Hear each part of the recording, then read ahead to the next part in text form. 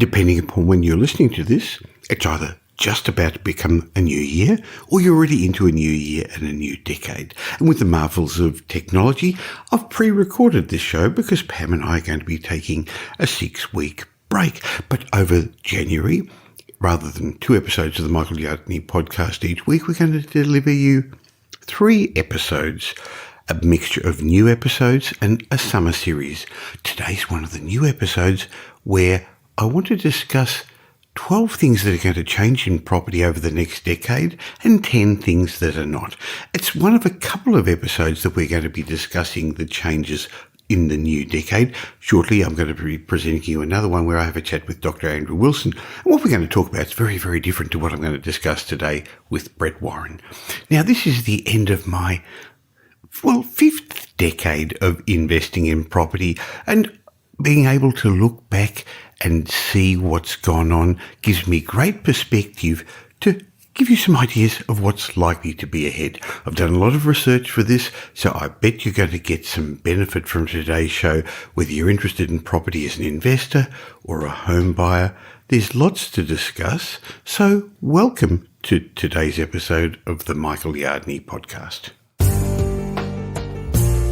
Welcome to the Michael Yardney podcast, where twice each week you will learn a number of new ideas regarding success, property investment and money in around 30 minutes. Our show is brought to you by Metropole, who specialise in helping you grow, protect and pass on your wealth through strategic property and wealth advice.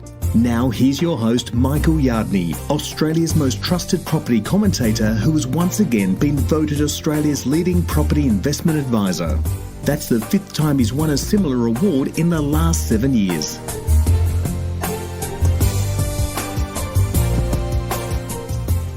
It's the beginning of a new year, in fact, a new decade. And that means it's time that little creatures come out of hibernation. They're called forecasters, and their predictions are what lie ahead. These relate to all areas, but particularly property. But almost anyone who owns real estate will give their second garage to know what will happen to prices in the future.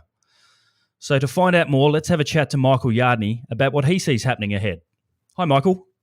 Hello, Brett. Well, I think it's a great time to do some forecasts for the new year, for the new decade, but maybe I could explain that there's a bit of a difference in my mind between expectations and forecasts. Let me explain. I expect that there's going to be a recession in the next decade. Now, I don't know when it's going to come. I expect some of my investments are going to do well, and some won't do as well. But I don't know which ones they are. I expect the property markets are going to boom and then prices are going to tumble again. But I don't know when that's going to happen. I expect interest rates are going to rise, but probably not for many years. In fact, I don't even know when. I expect there's going to be another world financial crisis. But I've got no idea when that's going to come. Now, these aren't contradictions, Brett. They're not a form of cop-out. You see, in my mind, there's a big difference between expectations and a forecast. Okay, Michael, so what is the difference between an expectation and a forecast? Well, Brett, an expectation is an acknowledgement of how things worked in the past and what's likely to happen in the future. On the other hand, a forecast is putting a time frame to those expectations. Of course, in an ideal world, we'd love to be able to forecast what's ahead for our property markets. We'd love to have a level of accuracy for that. But in truth, we can't. There's just too many moving parts. Sure, there are some statistics that we can quantify. It's hard to identify, though, how many millions of strangers are going to actually act in response to all the prevailing economic and political environment. So that's the bit that every year confounds, confuses, messes up forecasts. And there's always X factors, unforeseen events that come out of the blue. Some of them are local, some of them overseas, that undo all the predictions and forecasts we made. Sure, Michael. So what do we do about this? Well, some people are forecasting anyway, and the media carries the stories from these experts looking for a headline, and they tend to give them a false sense of precision, of veracity. And then there are other forecasters, they just extrapolate. They assume our future is going to resemble our past. And our research at Metropole and our thoughts and our forecasts suggest that's not the case at all. So in my mind, either of these two methods are dangerous. So I've found it's more practical to have expectations without forecasts. That's because when you expect something to happen at some stage in the future, you're not surprised when it comes. It forces you to invest with a room for error, and it psychologically prepares you for the inevitable disappointments. And that's exactly how I planned for the most recent property downturn we experienced a couple of years ago. I didn't know when it would come. I didn't know how long it was going to last. I didn't know how badly or not would it affect the value of my property portfolio or the cash flow of our business. I just knew a downturn would come once again. And I was prepared for it, Brett. I had cash flow buffers. I knew it was going to happen. So there's a huge difference between I expect the next property downturn to be sometime in the next decade, which I do, and I expect the next property downturn to be in the second half of 2024.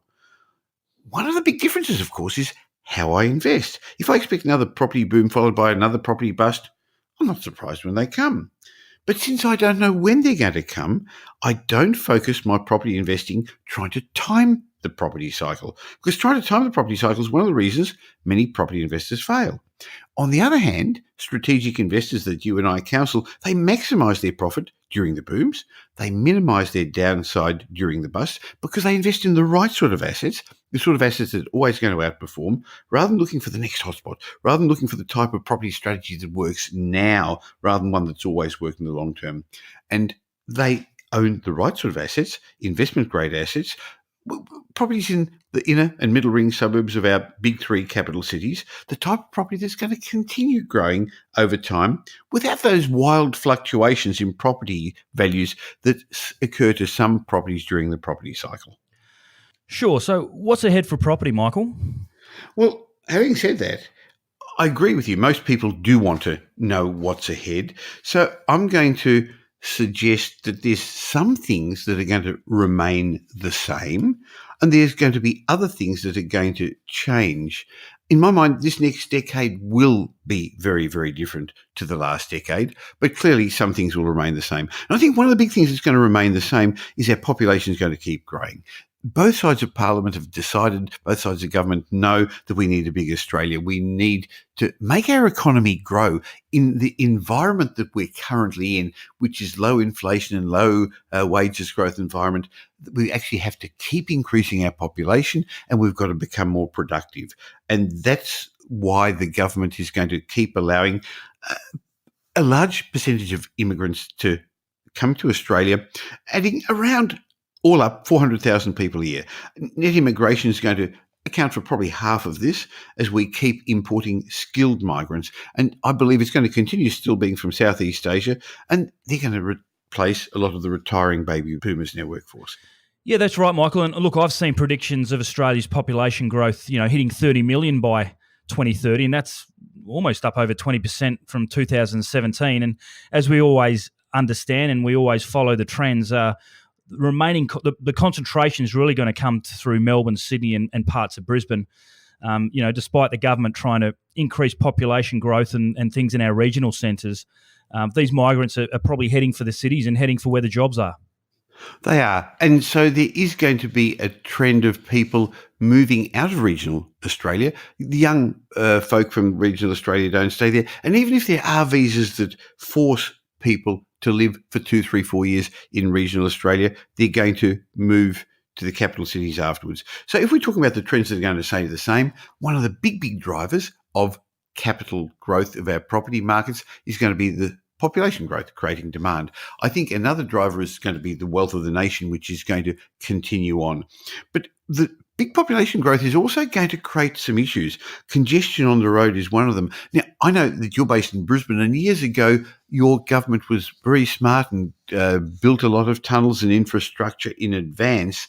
The problem is, though, that it started to catch up in Brisbane, and we're way behind in infrastructure in Melbourne and Sydney, the big capital cities. It's been shown overseas, though, that any size city can be livable. So it doesn't matter how big it is, as long as you have the right public transport systems and the right infrastructure to accommodate that population.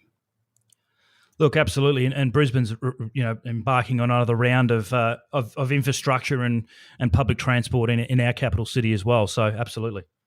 Well, the congestion on the road is going to mean, as an investor, you're going to have to buy the sort of properties that are going to be close to public transport. I believe it's going to become more and more important in the future, despite the fact that we may well have electric cars and driverless cars and share cars, etc. So these trends, I think, are pretty important. Another trend that's going to remain the same is that property prices are going to continue to increase. Look, they have since Federation, but the price increase will only be in certain locations.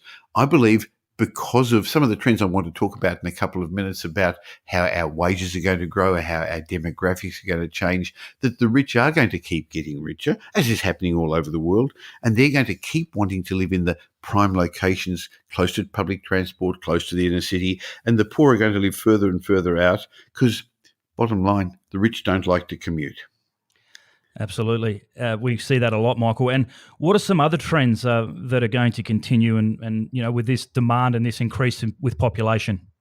Well, I guess it's going to require us to build lots of new dwellings. So if that's the forecast population growth, and Australia's population is growing faster than any other developed nation, and there's some United Nations forecasts looking forward over the next 70, 80 years, and they're suggesting while a lot of the rest of the world's population growth is going to slow, Australia's population growth is going to outpace all those countries. What this means is that we're going to have to build more of the high-rise towers to accommodate this large population growth, more of the house and land packages on the outside, and it's actually going to be hard to be able to support sufficient accommodation growth with medium density dwelling. But that's how most people want to live. They want to live in townhouses and medium density apartment buildings, not high-rise buildings. But I think what it's going to mean is that we're going to have strong growth of apartments. If you come back to Australia now, if you'd been a tourist overseas and only came back now 10 years later, you wouldn't recognise it. I think it's going to be much the same at the end of this decade. If we look back, our cities will look very, very different.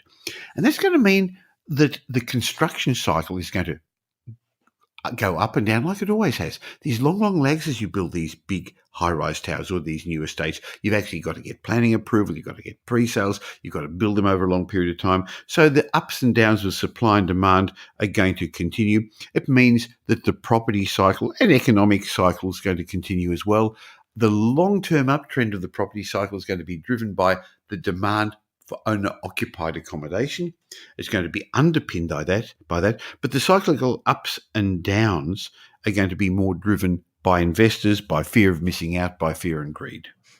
Sure, Michael. And look, home ownership, it's something that sometimes may be out of reach, but that's still going to be a dream for the average Australian, isn't it?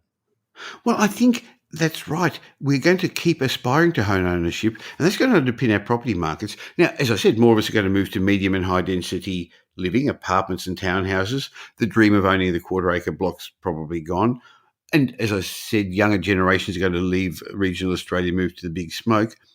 A large part of the hundreds of thousands of migrants coming to Australia are also going to aspire to home ownership. That's one of the reasons they've come to Australia, because they recognise that they can own their own homes here where they couldn't in their old country.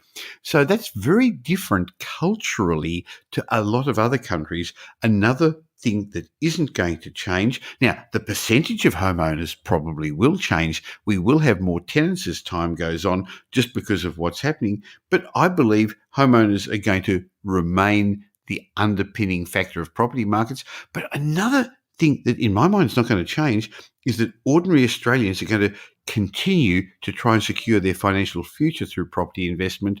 That's another part of our culture. It is. And look, we're starting to see a lot of overseas people come to Australia, and that's what's attractive to them as well when they're going to secure their financial future.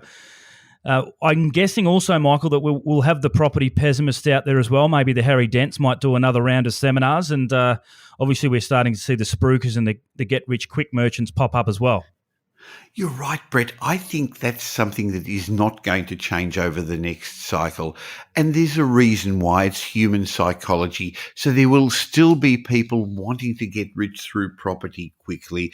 There will still be spruikers who take advantage of naive investors. And yeah, there still will be the property pessimists, as you say.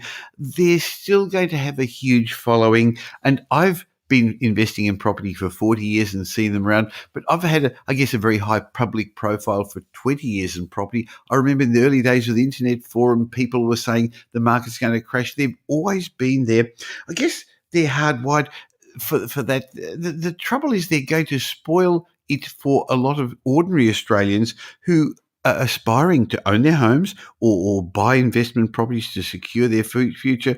And they seem to say it's not fair. The government's creating a divide between the haves and have-nots.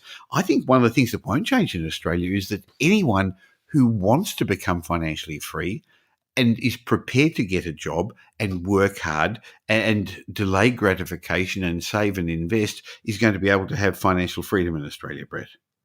I tend to agree, Michael. You mentioned before about the dream of owning the quarter-acre block going. Where's the shift going to? Well, more of us are going to trade backyards for balconies and courtyards. So we're going to have a very different landscape in Australia where there's going to be fewer homes with front and backyards and more of us living in apartments and townhouses. Okay, great, Michael. So that's what's going to stay the same. What about what's going to change and what's going to be different over the next decade?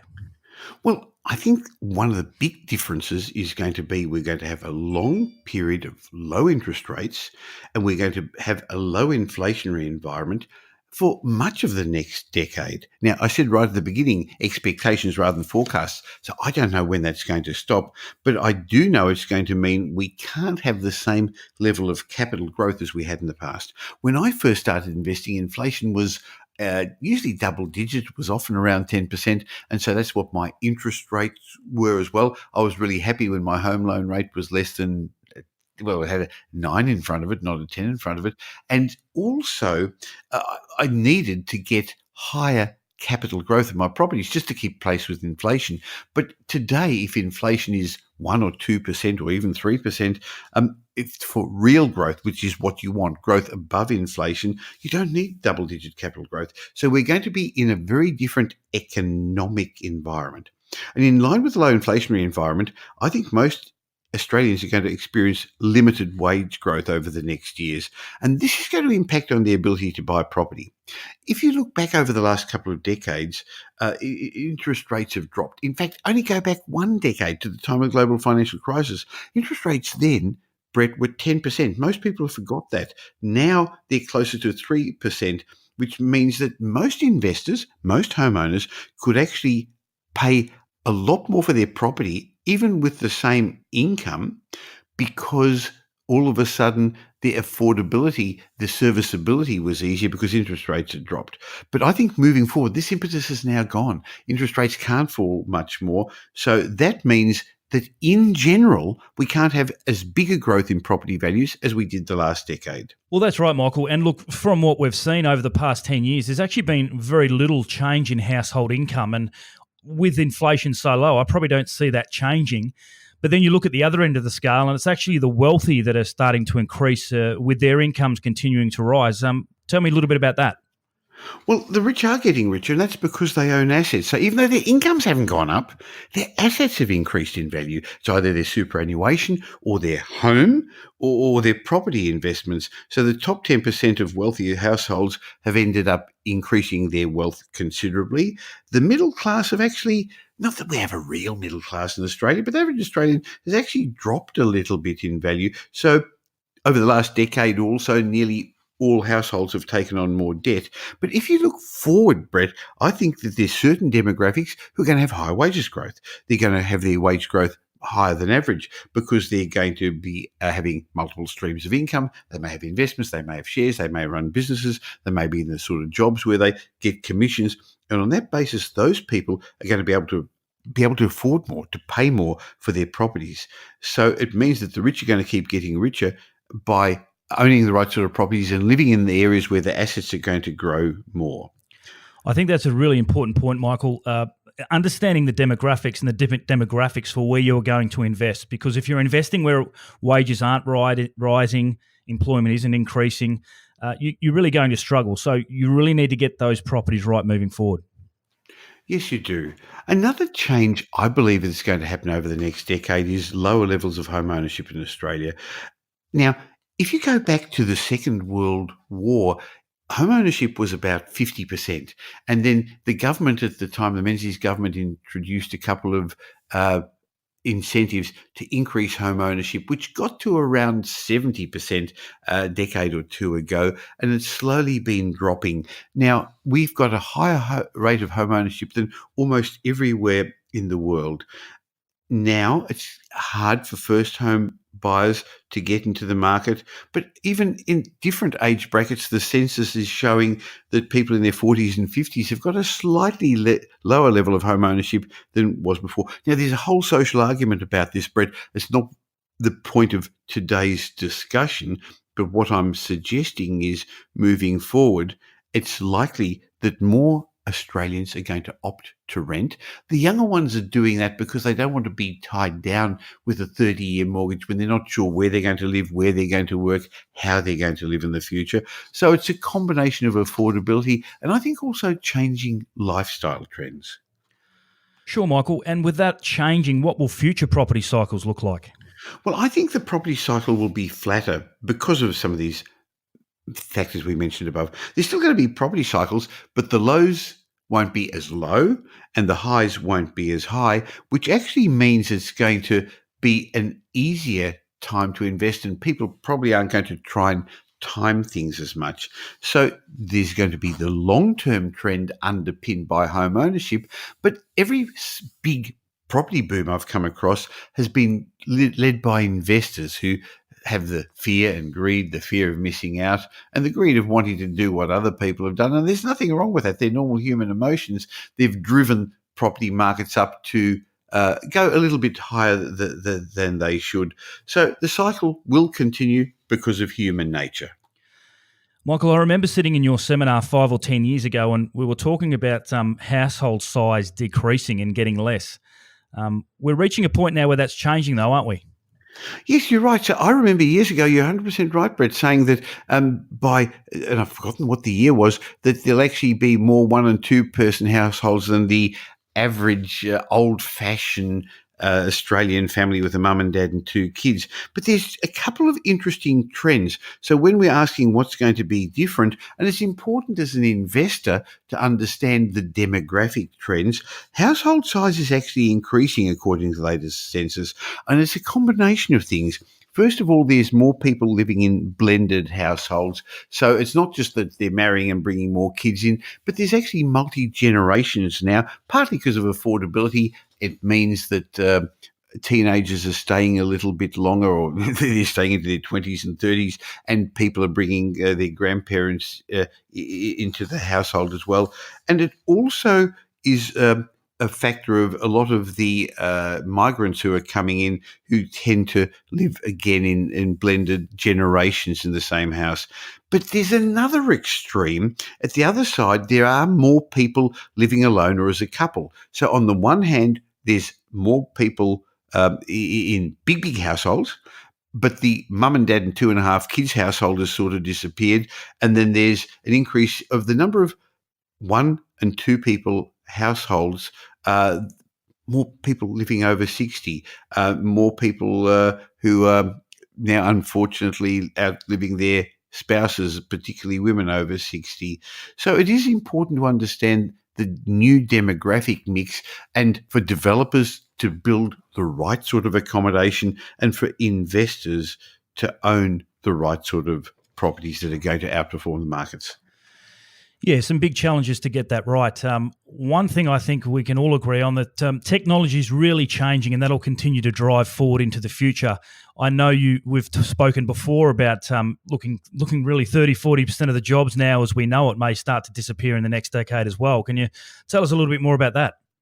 Sure. I think that there is going to be a lot of jobs in the end of this decade that we haven't even thought about. And a lot of the jobs we're currently working on are not going to be there. Now, that doesn't mean there's going to be 30-40% unemployment when you correctly said that 30-40% of the jobs will disappear. Look what's happened to Geelong, where the car industry left, or Adelaide, where people had to be redeployed as well. I think more Australians, though, are going to be working in a range of casual or part-time jobs than in full-time jobs. That's already happening now. And it's partly because of the way the workplace is, and also partly because I think some older people are going to keep in the workforce, stay there longer than was necessary in the past. They've got to do so financially, not because they want to do something. I think fewer of us are going to be doing more productive jobs. A lot more is going to be sent offshore, and other things are going to happen with artificial intelligence. So all these smarts are meaning that it actually costs less to produce things. It costs less to manufacture things because of robots and because of artificial intelligence and because of offshore, which is one of the reasons we're currently living in a lower inflationary environment, because the costs of goods and services has gone down. And Michael, most baby boomers are probably moving on to that next stage as well and looking at a retiring. So there's people coming up as well. The next change is happening. Well, yes, the baby boomers will mainly have retired at the end of this decade, and Gen Xers are going to be coming up to retirement age.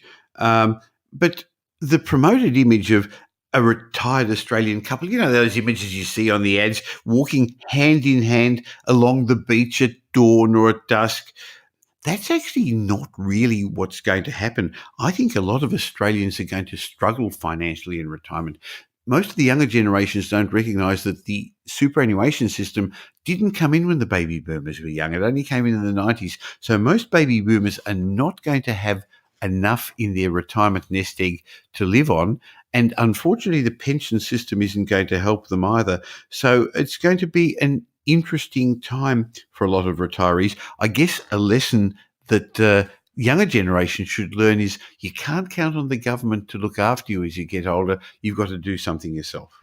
I think that's a big thing we try to get across to our clients, is really taking control of your future rather than relying on maybe the pension system or super that may not be there at the end.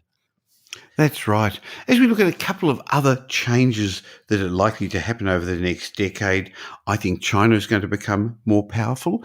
An interesting thing is that we keep saying, well, look, we're in Asia, Australia's part of Asia, we're going to be able to export to Asia and to India and to China, and it's really, really good.